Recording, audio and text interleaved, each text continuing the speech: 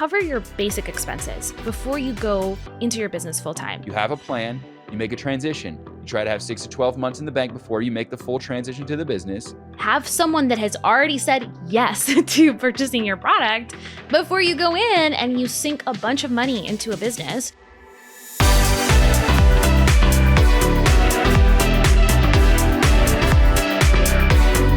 I usually say there's two paths, and I don't know if we want to go fully down this route, but there's two paths in it. And I actually have a quiz that I created that helps you, an assessment that helps you decide which one's best for you. But the one is night and weekend warrior, and then the other one's a side hustler.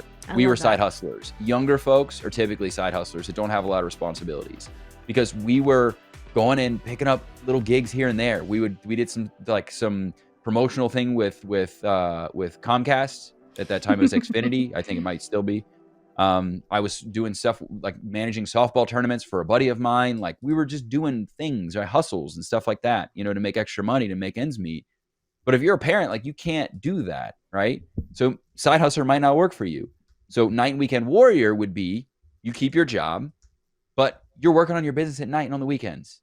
And I have a friend as a amazing case study that did that path. He had a multiple six-figure job, if not low six. I don't remember. It was 6 figures. I know that. It was a good paying engineering job, right? And said, I want to build this business, but I can't quit this job. It's too good of a job, right? So he put in 2 hours in the morning, 2 hours at night, plus he had a girlfriend, so he was kind of managing that as well. Now, that's a lot. Some people be like, I don't have 4 hours a day. Okay, that's fine, right? Like, whatever works for you, but that's what he did. So 5 days a week, that's what he did. He walked away from that 6-figure job into a 7-figure business. He just chipped away. He did it for like a year. He just chipped away at it. And next thing you know, he's got a 7-figure business. So maybe you can do more on weekends than you can. Maybe you're not a morning person. You're not going to wake up at 4 a.m. to work on your business 2 hours. Maybe at night you've got kids and responsibilities. You can't do that either. Okay, well then your weekends, your afternoon and the weekends, you're going to spend 6 hours one day and 6 hours the next day. You put in 12 hours that week. Okay, great. Whatever works for you, right? But you're looking for 15 to 20 hours if possible, if you're going to be in either scenario. Obviously, the better case is you're a side hustler if you can afford to do that, because you can work on your business full time and then go Uber or go deliver stuff for Instacart or do whatever to just make ends meet, get roommates, lower your living expenses, live with 12 other people, like whatever you need to do, right? But obviously, if you've got responsibilities, you and your family aren't going to live with 12 college kids in a little apartment. Like, that's probably not the most prudent thing to do for the development of your children, right? So you'd want to go night and weekend warrior mode. And yeah, is it going to be a lot of work? Absolutely. But is it worth making the transition slowly, making sure that you've got enough to make your ends meet? And if you have best case scenario, we didn't talk about this, but this is an awesome scenario if you can. Like what Kim said, Kim went and got a job in social media. Why? Because she wanted to do social media. Right. So she didn't look at it and say, well, I want to do social media, so I got to just quit everything and burn all the ships and do social media as my own business. She went and got an internship. She was getting paid to help build into what she wanted to do for her future. And all that experience led her to being able to launch a successful company. And then when she left, that one of those clients became her first, the people she was working for became her first client, right? It can happen like that. So I would look at a job, if you want to stay in that industry or get an industry that you want to start a business in, as literally a paid internship, because that's what it is. So really cool things you can do to make. And again, I think the biggest thing is, this is not a light switch moment. You don't up one day and be like, this is it, breakthrough, quit my job, burn everything, do it. Like, that's not the most successful way to do it.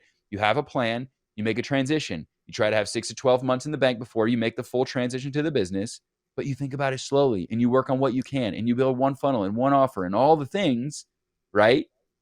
To just start getting a few customers in the door to validate your concept. No, I absolutely love that. And I think that what you said was so important. Like, guys, we have to be practical about what this is going to look like. And oftentimes we think things are going to work way faster than they are. So you have to give yourself a runway. I think, Chris, you always share this advice. You need to have at least 6 months of your expenses literally in the bank account. Minimum. Before you go full-time in your business. And ideally, you're going through this process of validating your business, launching your business, working to really hustle and get an idea for what does your product need to look like and who your people are as you hire yourself, right? You need to, ideally, you'll be generating enough income on the side to cover your basic expenses before you go into your business full time. Now, a lot of people will disagree with that. A lot of people will say, no, you have to just go for it. And it just depends on who you are. It's The case by case. majority, right? The majority of people that we coach and that we mentor, this is the best strategy for them. It's a Yeah. slow transition. Even if it takes a little bit longer, the pressure of having to pay your bills and not have anything in the bank account is so overwhelming that it literally sets you back. Oftentimes, it's too much because you can't show up as your best self. So Yeah. for me, I love the idea of side hustles. I love the idea of making sure that you have, if you are going to be transitioning into your business full time, then have some really good contracts with clients if you have a service-based business that can at least keep you afloat, right? Do some side hustles like we talked about. Maybe deliver some food for Instacart, or have an account that you can, sign up for online and do a little bit of affiliate marketing. Like, have some Yeah. kind of income outside of your business that you can fall back on before Right. you take the leap and go for it full force. I also would love to see you validate your idea. Have your first paying customer.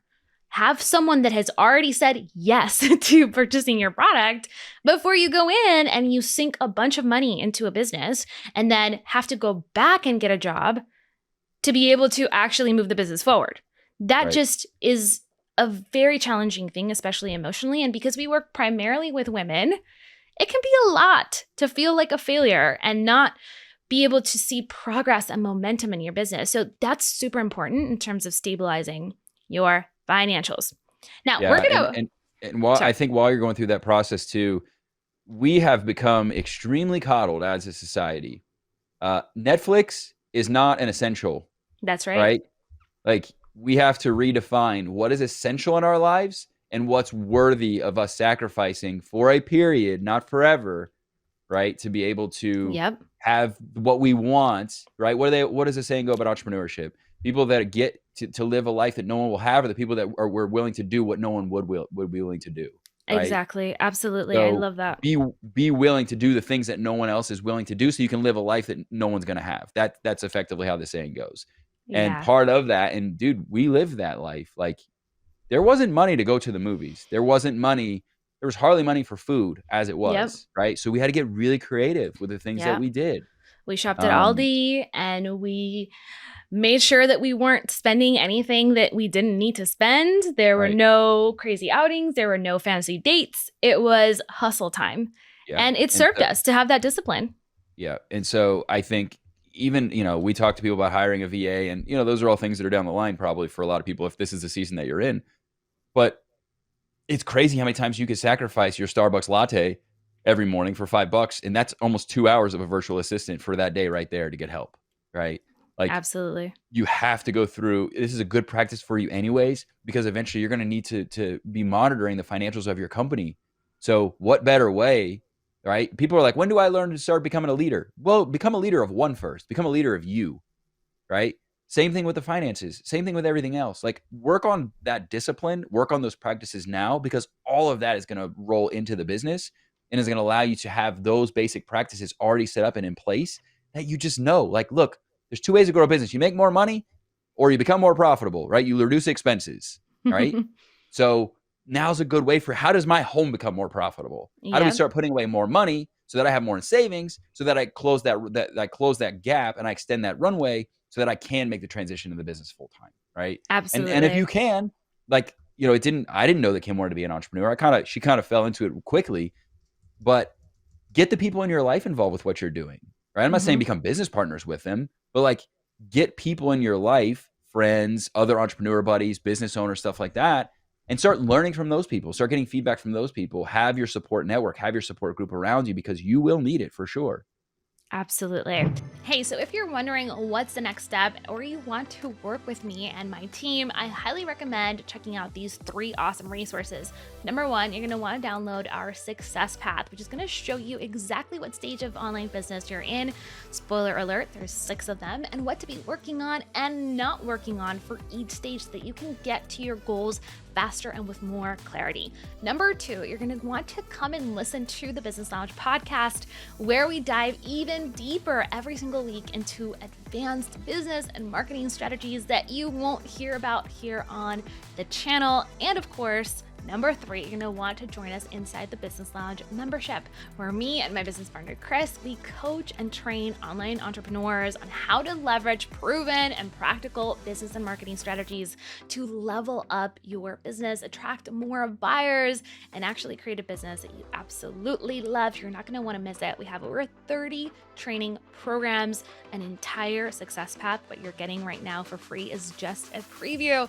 And we go live every single month to teach you on a new topic, answer your questions, and coach you one-on-one. Plus, we're about to release something incredible, depending on whether or not you are already a part of the membership, or when you're watching this video, we might have already released it. If so, it's going to be linked in the description box below, but it's pretty amazing. It's only for members for now. All right, I love you, and I hope to see you inside one of those amazing resources. Until next time, un beso. See you soon.